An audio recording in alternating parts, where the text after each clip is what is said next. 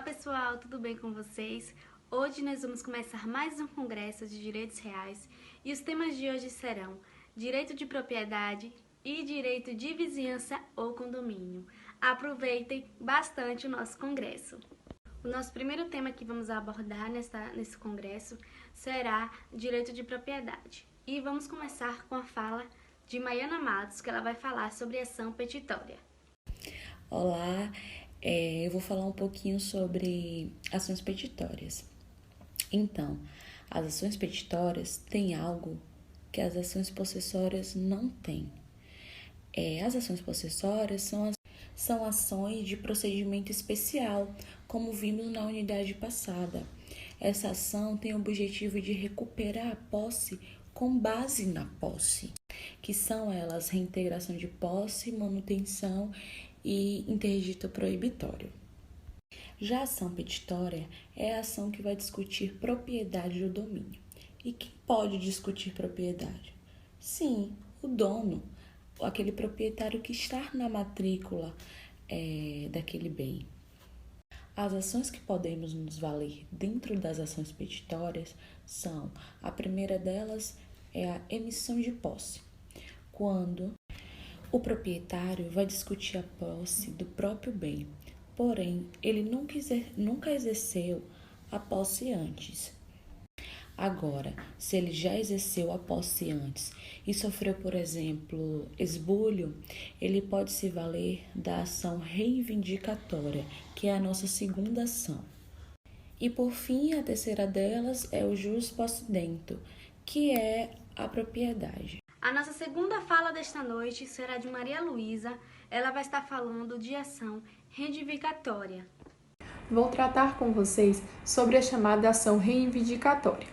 Para começar falando dessa ação, é preciso relembrar um pouco sobre o direito de propriedade. Esse direito, ele possui uma tutela específica e que lhe concede a possibilidade de ir atrás da coisa, independente do local onde ela esteja. Bom, como disciplina o artigo 1228 do Código Civil, o proprietário ele tem a faculdade de usar, gozar e dispor da coisa e o direito de reavê-la do poder de quem quer que injustamente a possua ou detenha. O proprietário ele possui o direito de reaver a coisa daquele que injustamente a possua ou a detenha, valendo-se da chamada ação reivindicatória. Então, esta ação, por ter um caráter dominial, só vai poder ser utilizada pelo proprietário.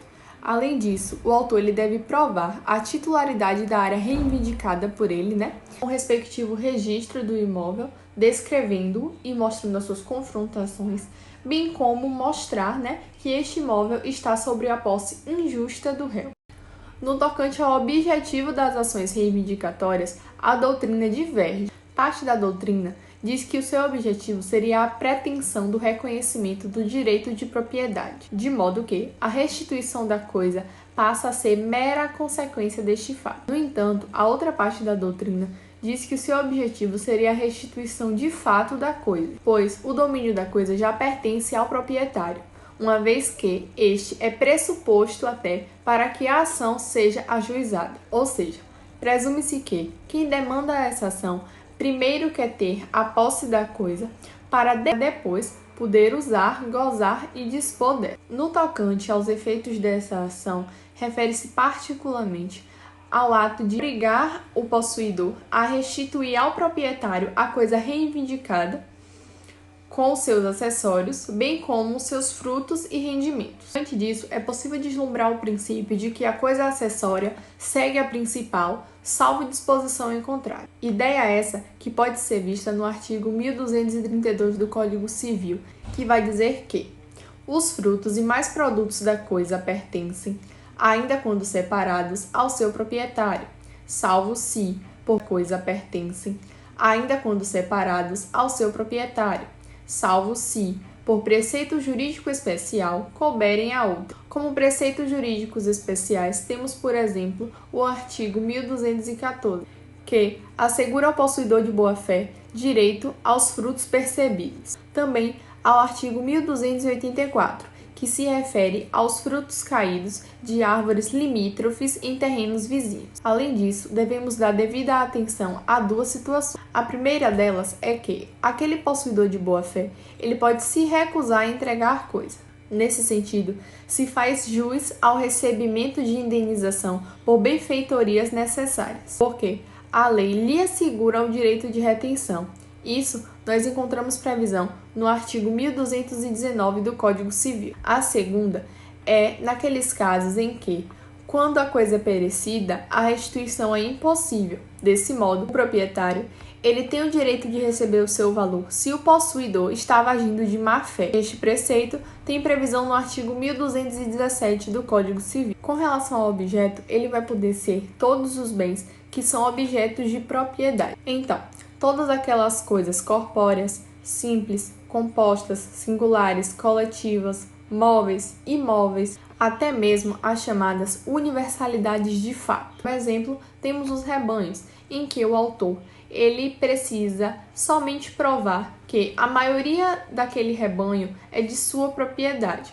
Dessa forma, o réu ele vai ter que restituir o proprietário, a não ser pelas cabeças, do rebanho, que ele consiga provar que sejam suas. Ainda sobre essa universalidade, cumpre salientar que, em sua composição, o patrimônio e a herança não são considerados coisas corpóreas, sendo assim, não são reivindicáveis. Além disso, podemos destacar alguns objetos específicos. O primeiro deles seria a reivindicação de parte ideal de imóvel indiviso. Essa parte ideal do imóvel indiviso, como metade ou terço, vai poder ser reivindicada contanto que o possuidor não seja condômino, pois, como disciplina o artigo 1314 do Código Civil, o coproprietário ele não pode propor esse tipo de ação contra outro condômino, pois este também é proprietário e opera direito igual. Dessa forma, o coproprietário ele só vai poder propor esse tipo de ação contra terceiro. A coisa pertence, ainda quando separados, ao seu proprietário,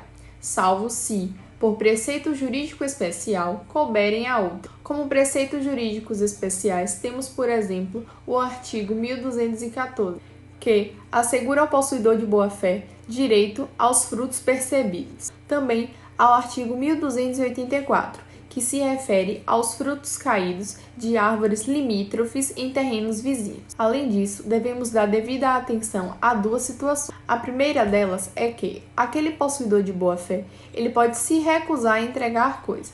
Nesse sentido, se faz jus ao recebimento de indenização por benfeitorias necessárias, porque a lei lhe assegura o direito de retenção. Isso nós encontramos previsão no artigo 1219 do Código Civil. A segunda é naqueles casos em que, quando a coisa é perecida, a restituição é impossível. Desse modo, o proprietário ele tem o direito de receber o seu valor se o possuidor estava agindo de má-fé. Este preceito tem previsão no artigo 1217 do Código Civil. Com relação ao objeto, ele vai poder ser todos os bens que são objetos de propriedade. Então, todas aquelas coisas corpóreas, simples, compostas, singulares, coletivas, móveis, imóveis, até mesmo as chamadas universalidades de fato. Por exemplo, temos os rebanhos, em que o autor ele precisa somente provar que a maioria daquele rebanho é de sua propriedade.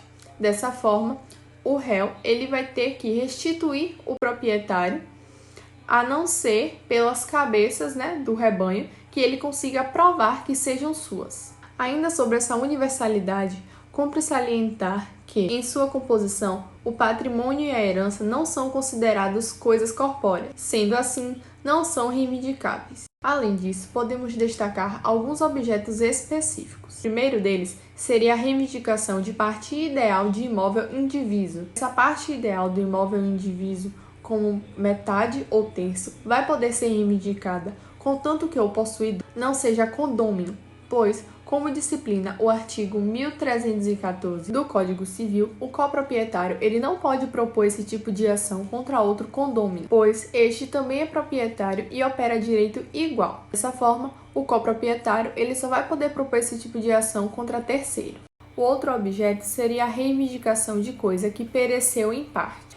Nesse caso, reivindica-se somente o que restou, Por exemplo, o terreno de uma casa que foi destruída. Não é porque essa casa foi destruída que não vai poder reivindicar esse terreno.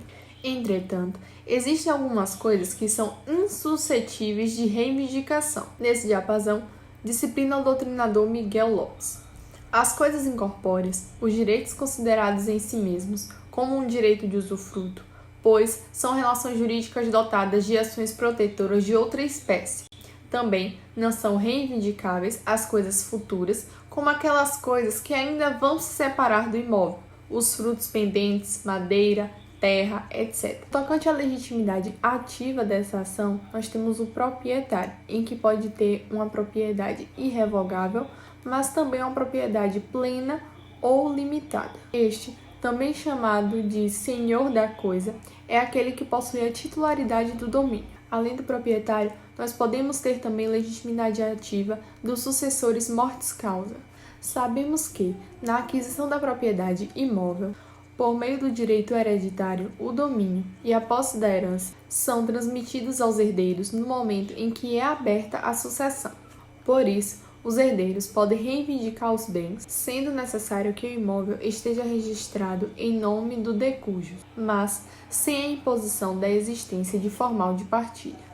Terá ainda a legitimidade ativa aquele titular de compromisso de compra e venda. Sobre este, houve várias divergências nos entendimentos doutrinários. Entretanto, o que predomina hoje em dia é o entendimento de que não se pode mover esse tipo de ação contra o compromissário comprador, caso não haja prévia ou simultânea rescisão daquele compromisso, ainda que não registrado, pois a posse daquele que se comprometeu a adquirir o imóvel não pode ser considerada injusta enquanto não desfeito o negócio. Por fim, quanto à legitimidade passiva, essa ação ela deve ser endereçada contra o possuidor sem título e o detentor, ou seja, aquele que detém a coisa ou está na posse desta, sem possuir título ou suporte jurídico. Ainda no tocante a esta legitimidade, podemos observar duas situações. A primeira situação é que poderá figurar nesse polo o ficto possuidor, aquele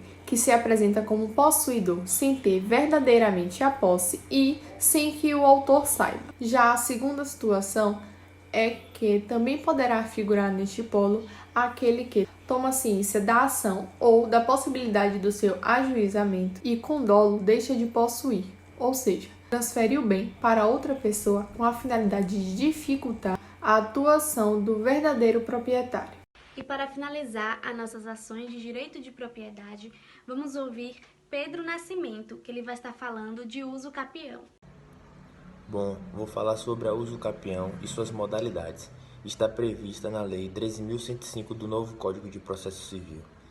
A uso capião é um modo de aquisição de propriedade ou de qualquer outro direito real que se dá pela posse prolongada da coisa, de acordo com os requisitos legais, sendo também denominada de prescrição aquisitiva, ou seja, é a perda de pretensão de reparação de direito violado.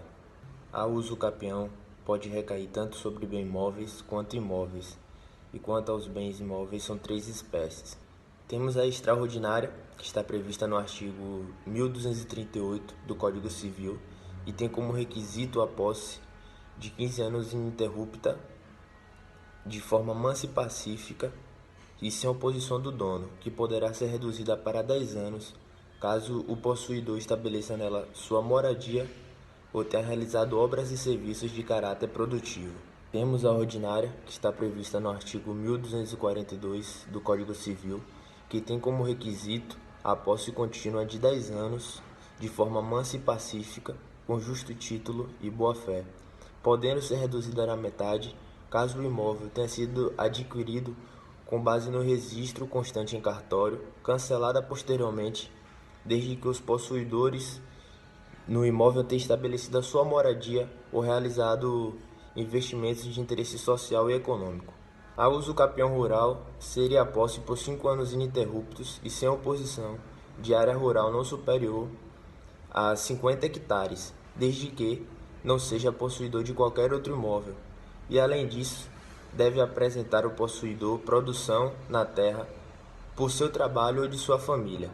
A uso capião coletiva seria a ocupação por 5 anos, de forma contínua e sem oposição, de área urbana com mais de 250 metros quadrados por população de baixa renda. Vale ressaltar que os bens fora do comércio e os bens públicos não se sujeitam a essa forma de aquisição de propriedade. Salientar que a posse deve ser de forma mansa e pacífica e sem oposição, e que a defesa desta posse em juízo contra terceiros não retira essa característica da oposição.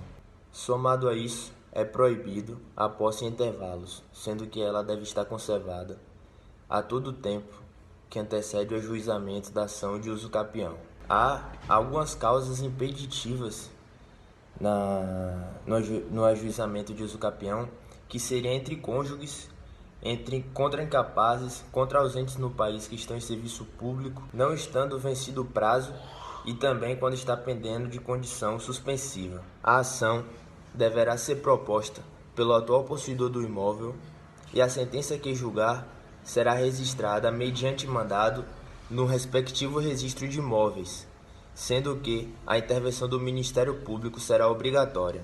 Esta ação ela também pode ser proposta em caráter de defesa, ou seja, no caso de alguma ação proposta pelo proprietário, o possuidor, ou seja, o réu, ele pode fazer essa proposta de uso capião como defesa. A ação é de natureza declaratória, que será minuciosamente discriminada na petição inicial e deverá ser ajuizada no foro da situação do respectivo imóvel. E para começar o nosso tema de direito de vizinhança ou condomínio, vamos começar falando da ação de dano infecto com Valesca Pomponer. Boa noite a todos e a todas. Anteriormente, as colegas de evento, elas já falaram sobre a posse, a propriedade e a detenção, que são assuntos de extrema importância para o que a gente vai falar agora, que são as ações possessórias. A tutela possessória, ela busca proteger o possuidor da turbação, do esbulho ou da ameaça, que tem previsão no artigo 1210 do Código Civil. Quando surge uma disputa por determinado bem, a fim de evitar a justiça privada, a justiça com as próprias mãos, o Estado surge com um processo para regulação e cerceamento dessa querela. A posse não é apenas uma situação, ela é um fato que ocupa um espaço no tempo por conta da sua duração, e a sua manutenção exige do titular do direito uma ação, seja com o fim de aproveitamento econômico, em benefício da coletividade ou algum outro interesse legítimo. O Estado ele não dará provimento a reclamações de posse sem fundamento. Como requisito da tutela possessória, tem-se a necessidade de ser a posse justa, que é aquela que não foi exercida por meios violentos, clandestinos ou precários. É importante ressaltar que a posse viciada é aquela em que a violência é empregada no momento da aquisição. Aquele que já tinha a posse e repeliu com violência a pretensão de outrem, não vicia o ato. Os vícios da posse não contaminam permanentemente, eles são relativos e temporários. É importante lembrar também que a posse injusta e a posse de má-fé, elas não se confundem. A posse de má-fé é aquela onde o agente possui consciência da ilegitimidade do seu direito, sabe que não lhe assiste o direito àquela posse. Pode ser justa para efeitos de tutela possessória, desde que não tenha sido adquirida com violência, clandestinidade ou precariedade. A análise da boa ou má-fé na posse interessa aos efeitos que produz em relação aos frutos e rendimentos auferidos pelo possuidor durante um tempo em que ele esteve sob a posse daquele bem. Em relação aos bens públicos, o STJ ele entende que a posse de um bem público não pode ser imposta ao ente que é senhor daquela propriedade. Ela pode ser imposta apenas aos outros particulares, tornando admissíveis as ações possessórias contra esses invasores. Os interditos possessórios, eles podem ser utilizados pelos possuidores, não pelos detentores do bem. O mero detentor não tem legitimidade ativa nem passiva para figurar como parte na ação possessória. O verdadeiro possuidor, quando perde a posse em demanda contra o proprietário e tiver efetuado de boa-fé alguma benfeitoria, seja ela necessária ou útil, poderá opor o cumprimento da sentença ao direito de retenção, até que ele seja ressarcido pelos gastos que teve com aquelas benfeitorias. O direito processual brasileiro, ele regula como ações possessórias típicas a manutenção de posse, a reintegração de posse e o interdito proibitório. Existem outras ações que podem ser utilizadas em defesa da posse, mas não são exclusivamente voltadas para a tutela possessória. A ação de manutenção de posse, ela destina-se a proteger o possuidor contra os atos de turbação da sua posse. A ação de reintegração busca restituir o possuidor à sua posse em caso de esbulho. Já o interdito proibitório é uma proteção possessória preventiva, onde o possuidor busca conservar a sua posse de maneira pacífica, evitando a moléstia que ele sofre ameaça. No que tange à competência para o julgamento, nos casos de bem imóvel, o foro será o do domicílio do réu. Já se a disputa recair sobre um bem imóvel, competirá o foro de situação da coisa. Tal competência é considerada como absoluta, impedindo sua alteração por convenção ou conexão. Se porventura um bem imóvel ele estiver no espaço de 2 comarcas, vai ser eleita como comarca responsável pelo julgamento aquela onde o bem estiver mais espaço dentro do território. Versando sobre a legitimidade, poderá figurar no polo passivo da ação aquele que detém de fato o exercício de algum dos poderes do domínio. O sucessor do possuidor daquele bem, ele tem legitimidade para ingressar com os interditos possessórios, seja porque continua a exercer em nome de outrem, seja porque ele passa a possuir o bem em nome próprio. Não terá essa legitimidade quem é mero detentor ou quem detém a coisa em dependência ao comando de outra pessoa, que é o chamado fâmulo da posse. Figurará no polo passivo aquele que é o agente que impõe a moléstia contra o autor. Nos casos em que há um preposto de outrem, como no caso de um caseiro, por exemplo, ele está cumprindo apenas ordens. Desta forma, não há sentido de se mover a ação contra ele, mas caso assim ocorra, o preposto poderá, na sua contestação, explanar sobre a sua ilegitimidade, para que o possuidor do bem venha a responder naquela demanda. A petição inicial, ela deverá especificar a posse do autor, a sua duração e o seu objeto, a turbação, o esbulho ou a ameaça, a data que iniciou o atentado à sua posse, a continuação da posse. As datas, elas se fazem importantes no processo para definir se vai ser uma ação de a mais de dia e ano, que é uma ação de posse velha, e se ela for uma ação de posse nova, ela é aquela em que tem menos de dia e ano. Essa diferenciação ela é importante no momento de concessão da liminar. Importante também é fazer as considerações quando se trata de um bem público, porque o STJ ele se posiciona no sentido de que a ocupação irregular do bem público dominical não caracteriza posse, mas mera detenção. O nosso colega a seguir ele vai falar um pouco sobre as ações possessórias e o novo CPC. Eu vou falar um pouquinho com vocês sobre a ação demolitória. A ação demolitória é uma medida extrema de caráter punitivo, onde contempla os direitos de vizinhança. Ela tem como finalidade a demolição de uma obra em propriedade vizinha que não se adequa à legislação e cujos vícios são insanáveis, de forma que a sua manutenção prejudicaria edifícios alheios. De acordo com o artigo 1302 do Código Civil, que diz: o proprietário pode, no lapso do ano e dia após a conclusão da obra, exigir que se desfaça janela, sacada, terraço, goteira sobre o seu prédio. Escoando o prazo, não poderá, por sua vez, edificar sem atender ao disposto no artigo antecedente, sem impedir ou dificultar o escoamento das águas da goteira, com prejuízo para o prédio vizinho.